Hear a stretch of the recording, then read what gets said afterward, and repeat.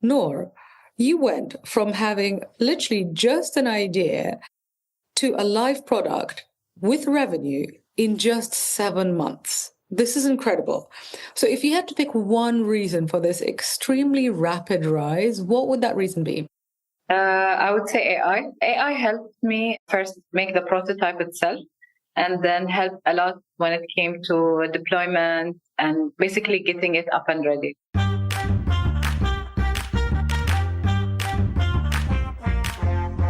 Hello and welcome to the Tech for Non-Techies podcast. I'm your host, Sophia Matveyeva. If you're a non-technical founder building a tech product or adding AI to your business, you're in the right place. Each week, you'll get practical strategies, step-by-step playbooks, and real-world case studies to help you launch and scale a tech business without learning to code. And this is not another startup show full of jargon, venture capital theater, or tech bro bravado. Here, we focus on building useful products that make money without hype and without code. I've written for the Harvard Business Review and lectured at Oxford, London Business School, and Chicago Booth. So you are in safe hands. I've also helped hundreds of founders go from concept to scalable product. And now it's your turn. So let's dive in. This episode is sponsored by Tech for Non-Technical Founders, the program that helps non-technical entrepreneurs go from idea to market-ready product without wasting $100,000 on avoidable mistakes. And if you're a non-technical founder who has already spent thousands of dollars and months of time on development, only turned up with nothing release ready to show for it, well, you're not alone. And if you haven't hired developers yet and you're wondering where to start, well, that's even better. Because the biggest mistake I see after coaching hundreds of non-technical founders is not hiring the wrong people. It's actually hiring before you know what you're doing. And that's exactly why I'm hosting a free live class on January the 13th, 2026, called From Business Owner to Tech Founder, without the 100K developer disaster. I'll walk you through the exact two-step framework that I've taught at Oxford, London Business School, and Techstars, so you can finally understand why smart, capable business owners blow $100,000 on their first tech venture. We'll cover when AI actually helps versus when it destroys your product. And we'll cover how to think like a tech founder instead of a developer client with a credit card. I'll also give you the behind-the-scenes preview of the Tech for Non-Technical Founders program so you can see what's possible with the right guidance and the right process. So make sure to sign up to the free class on January the 13th. That's techfornontechies.co/January. And the link is also in the show notes. Because the next 100K you spend, it should go toward growth and not towards painful lessons. Hello, smart people. If you're listening to this when this episode comes out, then Happy New Year. I think 2026 is going to be awesome. What do you think? I love making a big fuss over New Year. I don't like standing in line for taxis, so this is something that I'm avoiding. But New Year's Eve, it's something that definitely should be celebrated, even if you're at home with your family with a lot of champagne. Anyway, let's get back to tech. This episode is one I'm genuinely excited about because it is a real story of what's possible when a business owner approaches tech the right way. You'll hear from Noor Alderazi, one of our Tech for Non-Technical Founders alumni, and when Noor joined the program, she didn't have a product, she didn't have a tech team, she didn't have any funding, but she had an idea. She did see a gap in the market. So literally 7 months later, Noor had a fully working tech product, paying customers for that tech product, and she had managed to win $65,000 in equity-free funding in startup competitions. So what makes this story especially powerful is that this isn't some Silicon Valley fantasy. Noor didn't start as a technical founder. She started as a brick-and-mortar retail business owner, solving a very real, very specific problem that she knew inside out. And so in this conversation, we talk about how Noor used AI to prototype before spending any real money, why starting with a boring B2B problem turned out to be a massive advantage, how customer feedback shaped the product, not her assumptions, and what actually helped her win pitch competitions and get cash. So if you're a traditional business owner thinking, okay, 2026 is the year that I finally turn my idea into a tech product, this episode is for you. So let's get into it. Noor, you went from having literally just an idea to a live product with revenue in just 7 months. This is incredible. So if you had to pick one reason for this extremely rapid rise, what would that reason be? I would say AI. Yes, okay, the AI. Yeah, AI helped me first make the prototype itself, and then helped a lot when it came to deployment and basically getting it up and ready. That's so interesting because I remember when you learned how to make a prototype in our class, and then you shared your prototype with everybody, and you were one of the first people in the class to get it done. And I think that made other people go like, oh, okay, I should actually do my homework and make the prototype. So when you look at your product now and what customers are paying you for, and that first ever AI prototype, how different or how similar are these two products? I would say the idea itself, it's the same, or the purpose of the product is the same, but the features, how it looks like, the user experience, everything is so different than the prototype. And why is that? It started with what I thought I needed for my businesses. But then because I introduced it to other businesses as well, everyone had their inputs and their thoughts and their feedback. And so we built the actual product around the feedback of the clients, basically. So your story, would it be fair to say that you started basically with your own need, thinking, okay, I'm a retailer, I'm getting all of these Instagram orders, it's a mess. If I were to create a solution for me, what would that look like? Yes, exactly. So I always tell people that Tamam started as a solution to our own businesses and then matured to support other businesses as well. And we started with the idea of handling social media orders, but then we received a lot of interest from businesses that want management when it came to also complaints, managing leads, and then not only orders. So it keeps growing. The features keep on piling as well. And so that's interesting. So do you think that if you weren't a business owner in the first place, that you wouldn't have been able to come up with this? Yes, I would say it would have been very difficult to come up with this idea. Even now, when I explain it to people who don't have retail businesses, they struggle to understand the idea.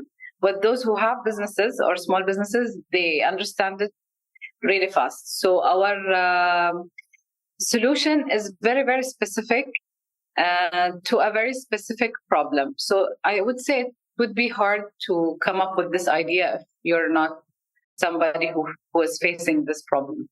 So basically, you need real business expertise to understand the problem of that particular niche, and then you can find a way to solve it. And also, you need to have the contact in the first place. Like the people that you tested your prototype with were, people that you've probably have been kind of working, other retailers that you've known for ages. Is that right? Yes, exactly. And for the research, I utilized our own platform, which is our Instagram platform. I know that a lot of business owners.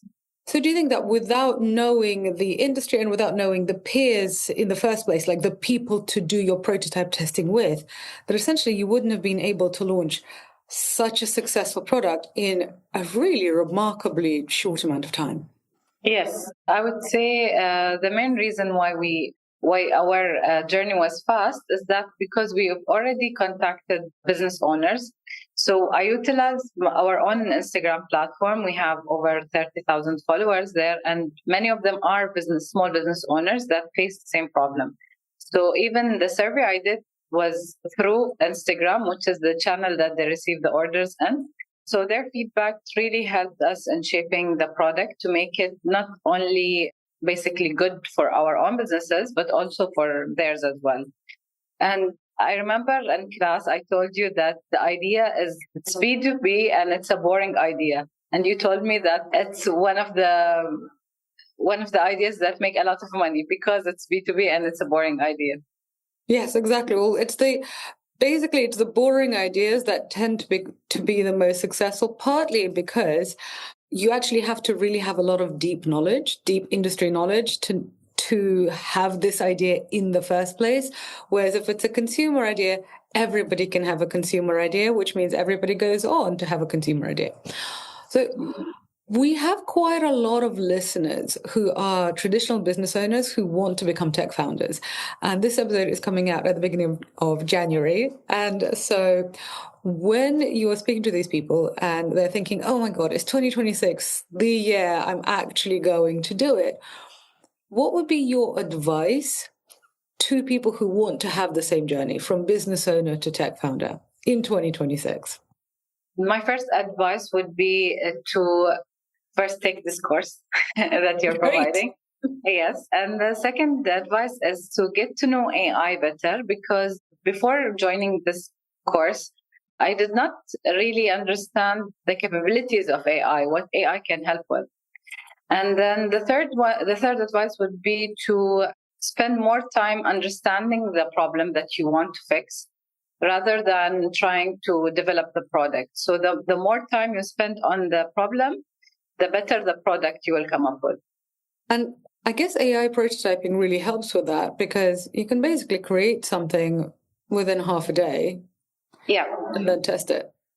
Yeah. And then once you have the prototype, you will understand that is this product or is this prototype really solving the problem or not? Because again, once you get introduced to the AI capabilities, then you would assume that AI can do everything for you.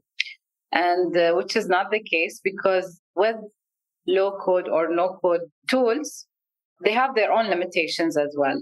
So you might think that the idea you're coming up with is very simple and it's easy to implement, but you start exploring and experimenting with these tools and find out that it's more complicated than you first assumed.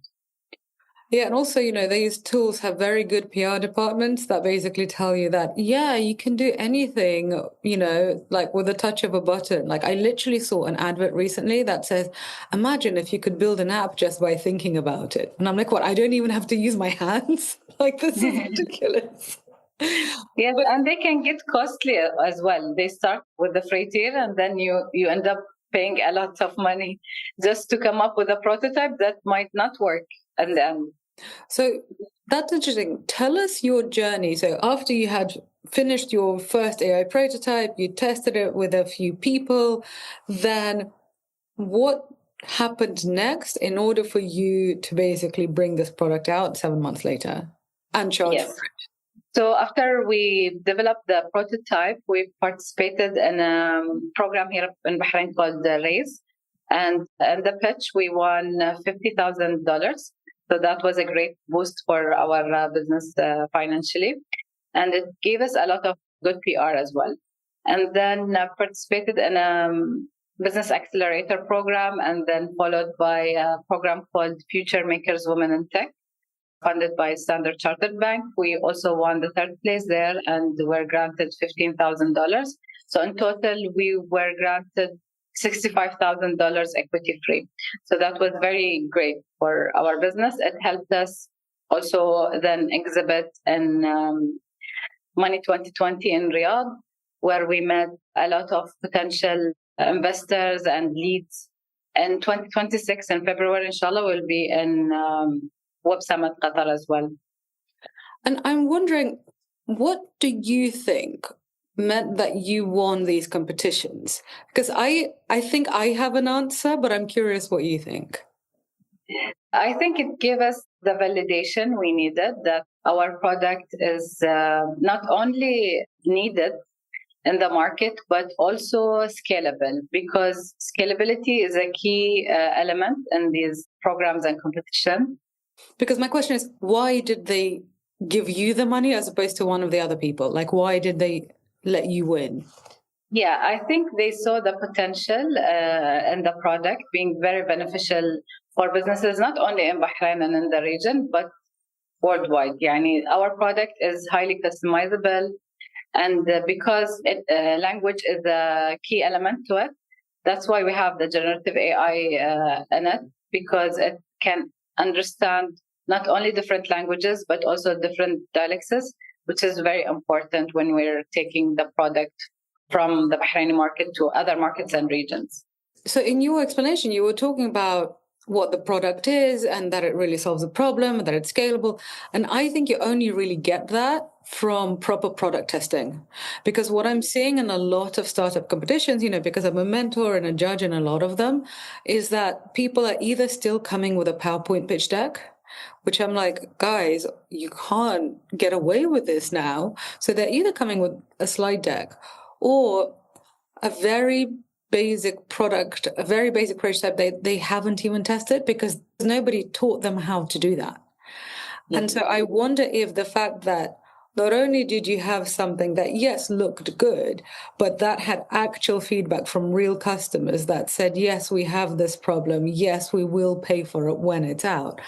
That was basically a far more convincing argument than some dude with a PowerPoint. Yes, exactly. So having the prototype ready and then also getting traction was a great factor. And then what did you do with the money, Noor? The money is still there. We did not spend it all, but we basically used some of it for product development. And then we are also in the hiring process. So we're expanding the team for us to also expand in the region. So you're hiring, because I've seen on LinkedIn that you were hiring developers. And was that some of your first hires? Yes. So the ones we hired before are all part-timers and then remote workers. But now we're looking at local talents as well. So we're allocating the budget for the hiring as well. Yeah, that's a very kind of normal journey, is that at the beginning, when your product is very new, it is often better to get somebody part-time, remote, to just build something decent. And then when you really see people using it, especially when you see people paying for it, then you're like, okay, now I really know that this is it. Because I find that with tech products, we're always testing. And unfortunately, there isn't such a time when you do one test and it gives you all of the answers for the next 3 years. It's like it gives you answers maybe for the next 2 months. So you do the prototype testing, it gives you the answer that, okay, hiring somebody to help you build a simple version is a good idea. Yes. Then you build that thing. And what results did you see from your first ever version? So now I would say the hiring was done in phases. So like we talked about the first phase, which is the hiring the remote workers and the part-timers. Now in the second phase, which is hiring local talents, we're focusing more on the integrations that we are planning for and are in our pipeline. So we have integration with the payment company and also integration with the delivery company, both local, to add more features to the product for our clients. Awesome. And so my last question is that now that you have seen both aspects of the business world, so you've seen traditional business, you know that really well. And because, brick and mortar is like a super traditional. And you also see the tech world, because like building a fintech app with AI at its core, that's really kind of future focused. What are the biggest differences and also what are the similarities of, you being a CEO? Like what was different about working as a retail CEO versus fintech, and what was different and what was similar? Okay, I would say the biggest difference is scalability. So in your regular type of business, scalability would be very limited when you compare it to a tech product where you can literally go global within a year. That's something that cannot be done easily with the regular type of business. And then the similarities in both type of businesses, you really need to solve a problem. If your product or service is not solving a real problem, then customers will not purchase it to begin with or will not continue using it. So it seems that, okay, if you have all of these business skills, which is you need to solve a problem, you need to know how to sell, you need to know how to deal with customer complaints, because every single business has that, you might as well build something big and scalable, because then that gives you the biggest opportunity. Like if you're going to work hard, you might as well work hard to make a lot of money, as opposed to work hard to just... Exactly. I would say if you already gained the skills and knowledge, you might as well invest your time, money, energy in doing something that is more rewarding, both in terms of having an impact and financially, of course. Awesome. Well, thank you. That is a wonderful note to end on. And congratulations on... Thank you. Your very rapid success. I love watching it. I love seeing your LinkedIn updates. Thank you so much. Thank you for having me. Wasn't that interesting? Noor's story is just a brilliant example of what happens when you do not rush at the beginning, when you don't rush into building and instead spend time deeply understanding the problem, testing, and using AI as a smart tool rather than a crutch that you don't really understand. And if you are listening and thinking, I want these results, but I don't know where to start, then join my free class on the 13th of January 2026, and you can sign up when this episode is out. The class is called From Business Owner to Tech Founder Without the $100,000 Developer Disaster. I think that sounds very tempting. So sign up at techfornontechies.co/January. That's techfornontechies.co/January, or register via the link in the show notes. And on that note, have a delightful day, and I shall be back in your wonderful smart ears next week. Ciao!